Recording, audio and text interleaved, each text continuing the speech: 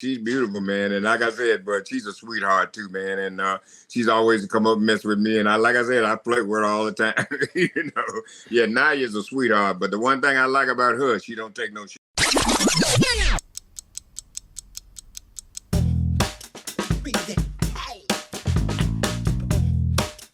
Hey, I want to go over a list now. Give Me Sport ranked 25 of the best talkers of all time in WWE.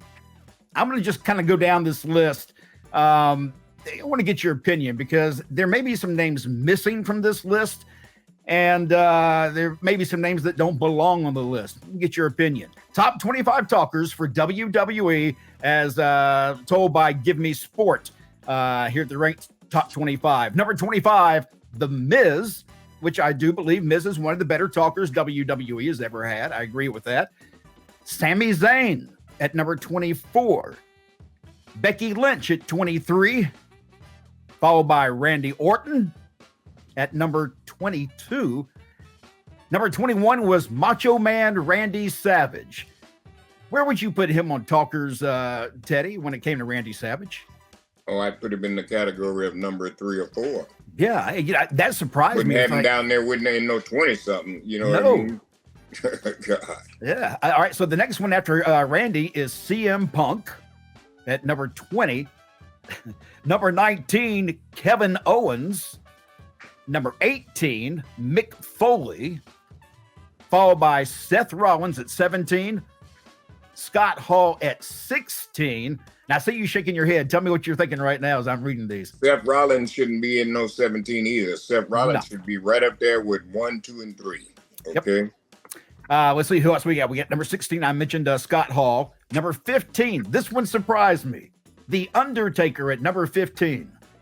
Well, I mean, how could you even say that? Undertaker really doesn't talk. Exactly. That's why I kept thinking, why is he even on this list? I'm sure he wouldn't be hurt being left off the list. I mean, yeah, right. Because, I mean, he has said things, but the only thing Taker ever said was rest in peace. Yeah, that's it. I mean, so I don't include him on the greatest talkers of all time. He's one of the greatest workers and who made that characters. List up? Give Me Sport is the and where are they from? Site. I have no idea. Just the website. Now what you just answered your question. You have no where they from. Now you know. Let's see. After Undertaker, we had number 14, Jake the Snake Roberts.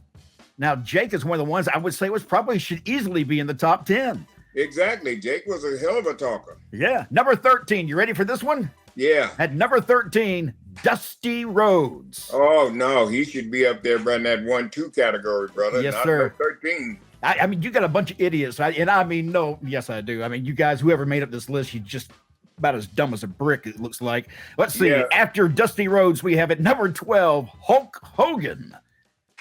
Hogan was a great talker. You know what I mean? He did well. I think I'd put him up in around 5, 4 or 5, somewhere in there.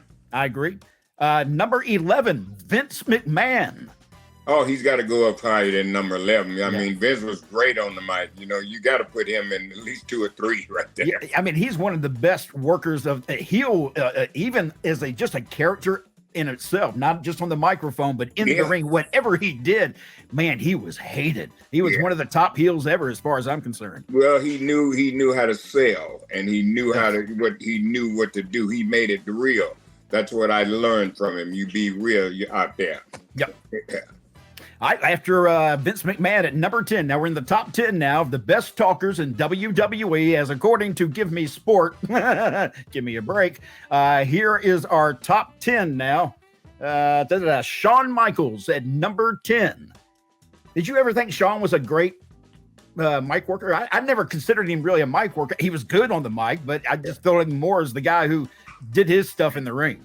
Well, I never seen Shawn do, a real cold-blooded promo. You know what I mean? I knew he's had some. I probably seen him and just probably don't remember. But Shawn was always good on the mic too. You know what I mean? But he wasn't one of these guys, like hardcore promo. But he got his point across. All right, and number 9, Edge comes in, which he was good on the mic too. But again, I don't know that I would put him at the top 10. I mean, he's good, but I don't know if that's where he belongs. Number 8, Chris Jericho. Oh, yeah. Well, I'd keep him right there where he is. I agree. He was certainly great. Number 7, Roddy Piper. Oh, you got to move him up. I agree. Yeah, you got to move him up. Yeah. At number 6, Triple H. He got to move him up too, man. Hunter was certainly great on the mic, man. Yeah, he's up there in that 1 and 2. Number 5. Here's our top 5 now. John Cena. Does nothing for me. I will say that he does get the crowd excited. He can do a rah-rah kind of speech when he gets in the ring, and the fans do ignite to that. But I've never thought of him as one of the best workers on the microphone. Of course, that's my age, and it's just a personal opinion. But at number 4, and I do agree he belongs somewhere here. I'm just not sure if he belongs at number 4, Paul Heyman. Yeah, he should be up in there because Paul's a great talker on the mic, man. Yes. Yeah, I mean, all over the years, you've seen what he does. Sometimes I think he oversells. He gets a little bit loud, you know what I mean? But that's just him. You know, I had to figure that out too. You know, that's just his character because behind the scene, you know, he's just mild-mannered, you know? So, yeah, Paul should definitely be up there in that 1 and 2 category. Next is at number 3, Ric Flair. Great guy on the mic. Great guy on the microphone, man. Did hell of a promos back in the day with NWA and stuff. And the reason he was so good, it meant something then because there were no writers back then. You know, there was nobody writing that. Correct. Flair, you know, whatever he said and what all the other guys said, that came off the top of your head. They kind of gave you the points of what you need to talk about, but the rest of it was left up to you. And Flair was a guy that could get that point across, and plus make it mean something. And he sold tickets.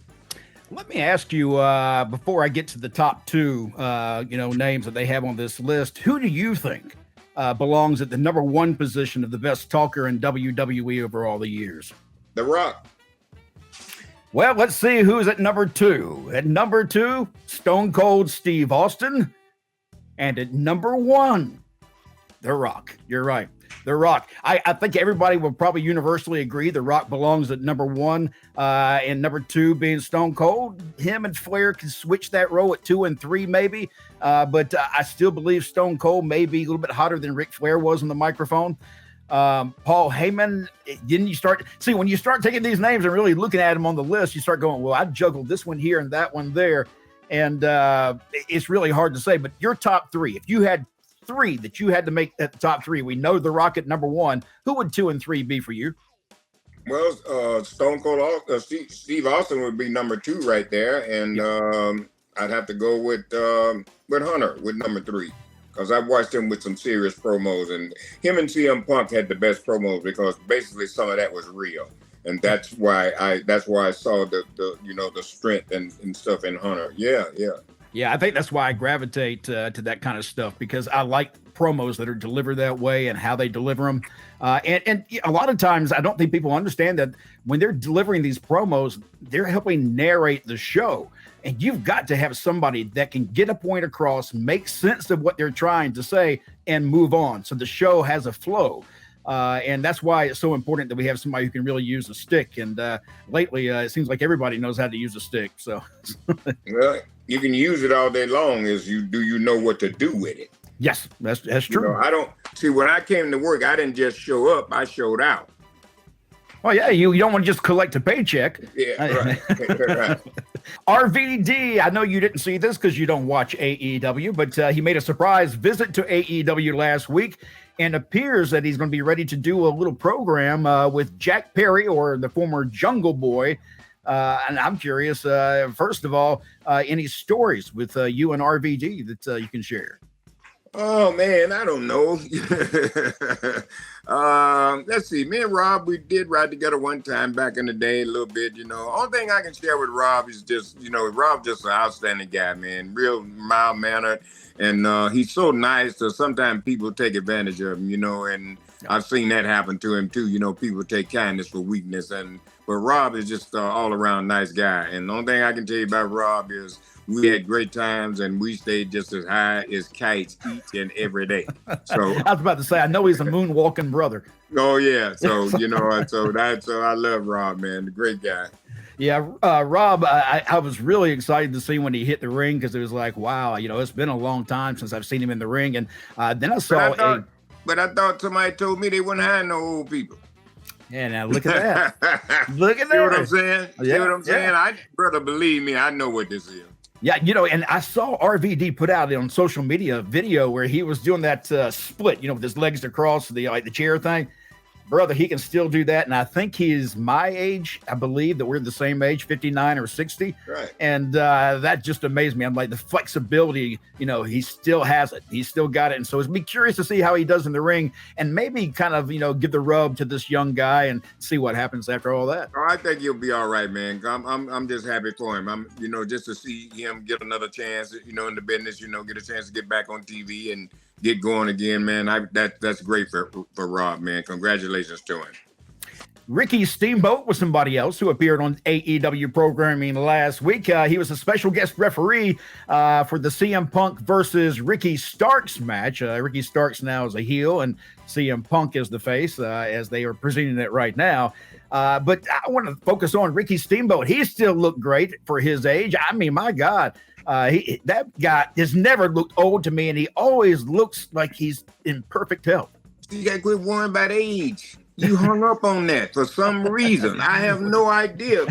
Listen, if you keep living, you're going to be another number next year. Yep. So quit worrying about age. People, if you take care of yourself, you'll look like that. Steamboat takes care of himself. He's no druggie. He's no alky. He stays in the gym. He eats healthy. So, he's got a lot going for him, When he was feuding with Ric Flair and they presented it as, Ric Flair, the playboy, and, here's Ricky as the family man.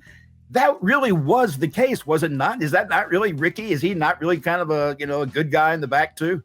Oh yeah, Ricky is super nice, man. I love meeting up with him if we do signings or we on any kind of indie shows. I'll go. Me and Ricky, we get right together and get in the corner and we watch everything and we criticize it and some stuff we put over. Yep. You know what I mean? And we sit and that's how I learned too.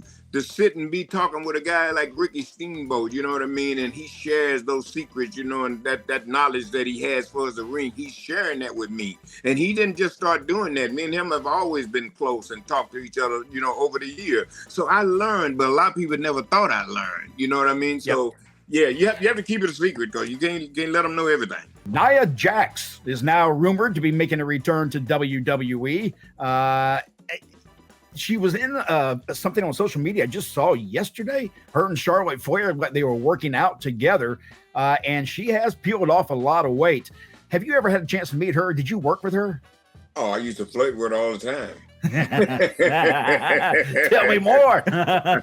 She was a beautiful woman. I mean, yeah. And I'm not. This is no offense, but I'm not usually attracted to big, beautiful women. Yeah. But she just had a look that was just like, ooh, ooh, ooh. Yeah, she is, man. Yeah, she's beautiful, man. And like I said, but she's a sweetheart too, man. And she's always come up and mess with me. And like I said, I flirt with her all the time. Yeah, Nia's a sweetheart. But the one thing I like about her, she don't take no shit. Oh no, you can know tell. What I mean? Ain't none of them girls down there smaller than her think that they gonna come in there and bump her around. She gonna sell for them. That's not how this goes. And she knows how this works. So she knows how to protect herself. And, I love her for that. Do you think that some of her protecting her image and her character got her in trouble a little bit? Because she is a big girl, but there are a lot of times when, some of the people look like they got their nose out of joint, because of something she may have done. But the truth is she's just trying to play her character. She's trying to be the person that you want, that they want her to be. Right. So she might have got heat for being herself. Yes. You know what I mean? That's all it is. They sometimes, they got maybe a smaller opponent that they want to try to get over. And they feel like if Nia takes this big bump or they do something with Nia, that'll get this little small person over. That's how they think sometimes. Yeah. But sometimes, it doesn't work like that. Sometimes the fans look at that like, that ain't believable. They ain't buying that. You know what I mean? But sometimes the writers or people that do this stuff, sometimes they don't think about it. Like I said, now basically our business is basically turned into entertainment. So, they look at it like, well, this ain't real, so come on.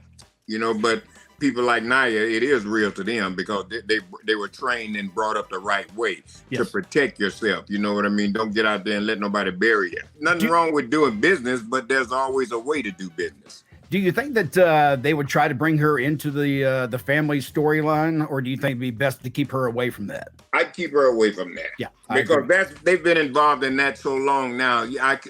To me, I don't know, but I slowly see that ending. Yes. So I don't think there's no place for her to come in there at all. Only thing I think could save that if they were going to try to continue it, then they may. I don't know, but I think there's a part for Rikishi right now.